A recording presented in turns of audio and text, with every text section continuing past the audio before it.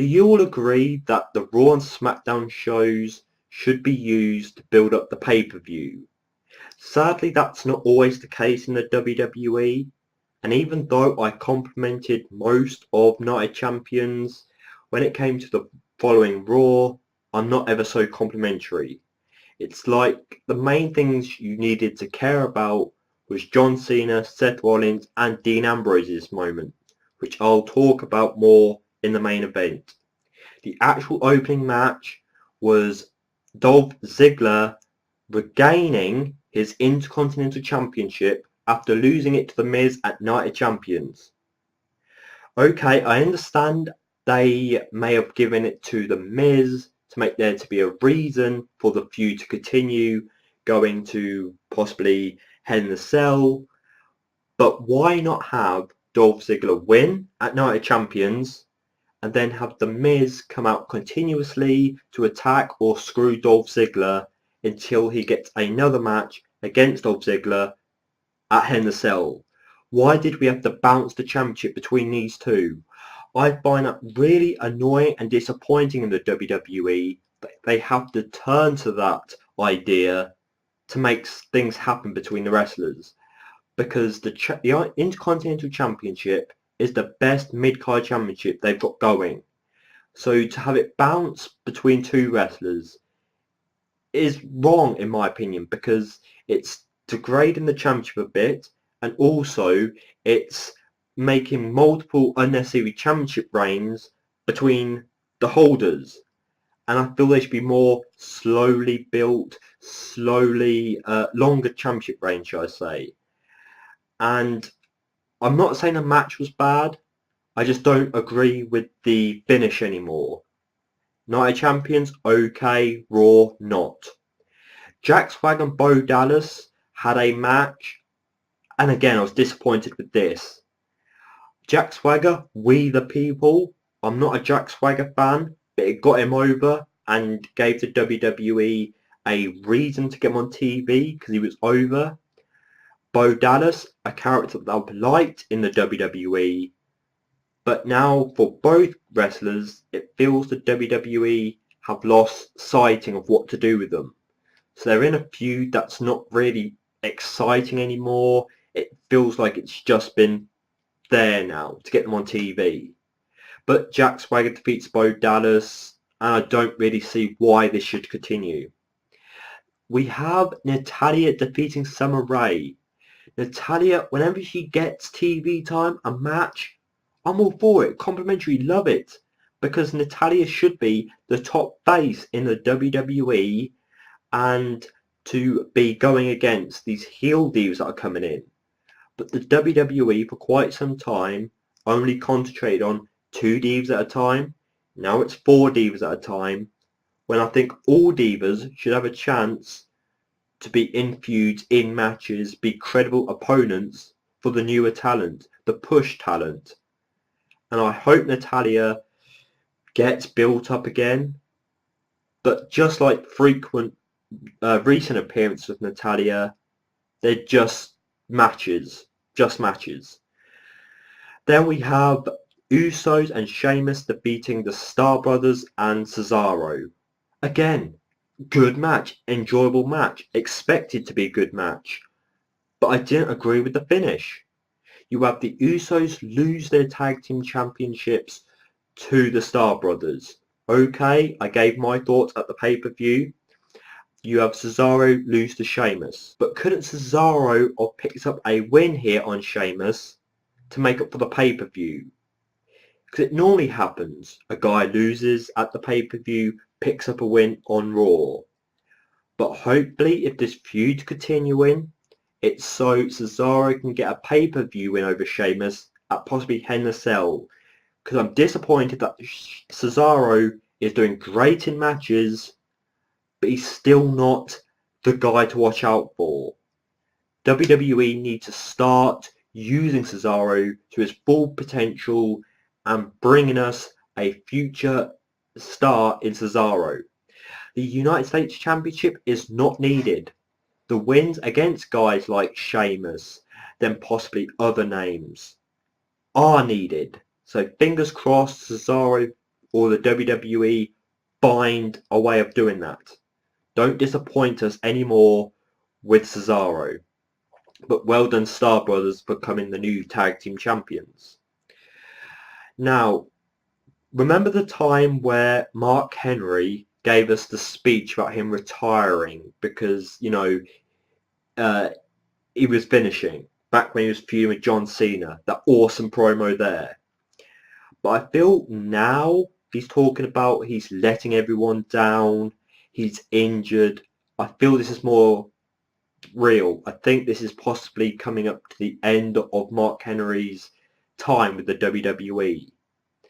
And if it is, he's doing a great job.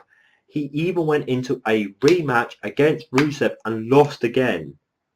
And he passed out. So he's put over Rusev. If this is Mark Henry finishing soon, he's done a great job with putting over a future name.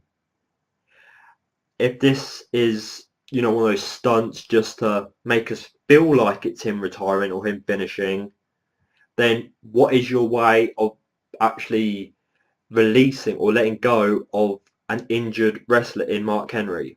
I'm not disappointed that this did not happen at Hell in a Cell. I feel that they've had their big match. Mark Henry is admitting that he's injured. He loses to Rusev again. And maybe they could stop here and possibly have Big Show step in to save his friend or to step in for his friend at Hell in a Cell.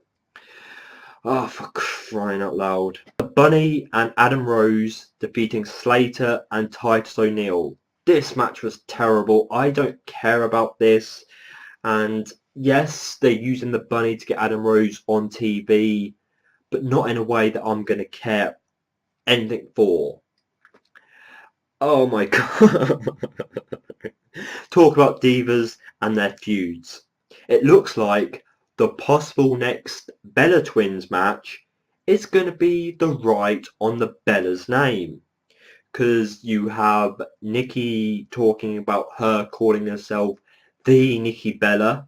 Remember when the WWE, especially in the tag team division, had to use the word the or team to make new tag teams in WWE.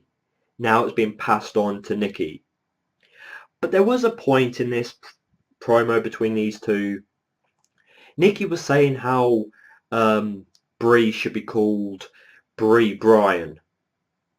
Shouldn't Nikki eventually become Nikki Cena? I know they're not married because, Cena probably hasn't popped the question. More of a WrestleMania moment, to give him, I've just proposed to Nikki, give me a WrestleMania win, yeah? He's probably got that logic in his mind. But then after that thing, and the tease of what the next match could be for, you have AJ Lee defeating Nikki Bella. Okay, you've had the new crown champion defeating a possible future opponent. Maybe that's because Nikki and Brie are going to go into another match, while the WWE are concentrating again on what they could bring out of AJ and Paige. The parts of Raw that I thought were the best was the opening segment where you had Dean Ambrose cutting a short, great to the point promo saying how he's not dead, he's not satisfied, he's just been replaying what happened to him over and over again. He's going nowhere until he gets Seth Rollins. Brilliant. The feud's back on track and it's going to be going forward. Something to look forward to on Raw.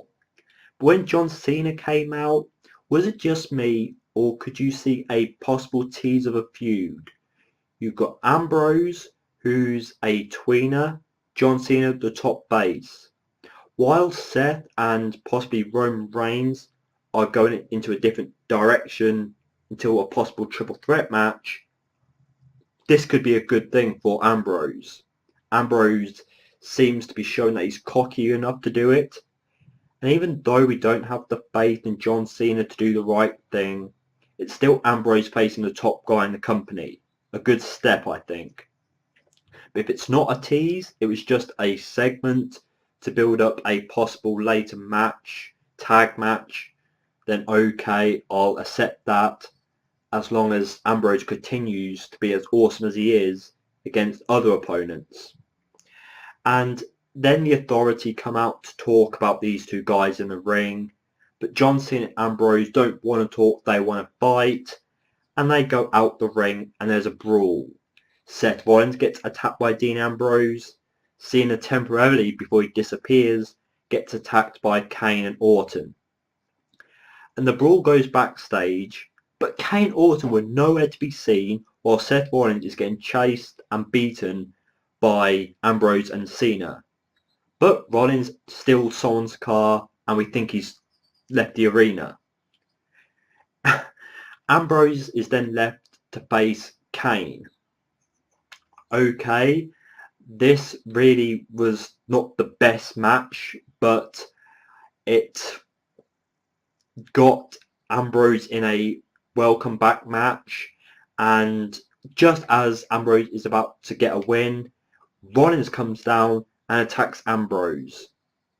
Okay, it's a nice, Seth Rollins trying to say, you're not getting one over me, I got one over you. And then it comes later in the night where Cena is facing Orton in the main event. A match I'm sure not many of us cared about unless you're a die-hard Cena fan, die-hard Orton fan. And you could say the only difference is we got the vibe becoming back in Orton, and John Cena's so annoyed because Seth Rollins screwed him at Night of Champions, but it's still a replayed match. And it becomes a DQ after Kane and the returning Rollins gets in the ring and they all beat up Cena. This is good. 3-on-1. Beating him down. Brilliant. Cena should have stayed down, I think.